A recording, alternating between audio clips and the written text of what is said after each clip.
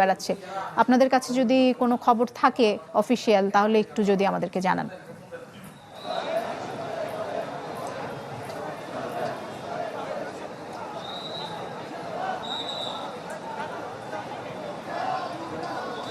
আমরা ঢাকা মেডিকেলের পরিচালকের সাথে কয়েকবারই কথা বলার চেষ্টা করেছি, তাকে কল করেছিলাম এই বিষয়গুলো জানার জন্য, কিন্তু এখন পর্যন্ত ওভাবে তিনার সাথে কথা বলার সুযোগ আমাদের হয়নি এবং আনুষ্ঠানিকভাবে ডাক্তারদের পক্ষ থেকে কোনো রকম ব্রিফ কিন্তু করা হয়নি।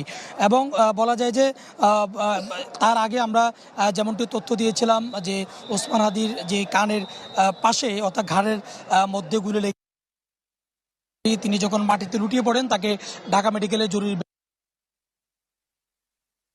পর্যন্ত তিনি চিকিৎসাধীন রয়েছেন এবং এর বাইরে আসলে নতুন করে কোনো তথ্য নেই। এবং তার রাজনৈতিক সহকর্মী সহযোদ্ধা যারা রয়েছেন তারা বলছেন যে তিনি আশঙ্কাজনক রয়েছেন এবং তার ব্রেইনে বড় ধরনের সমস্যা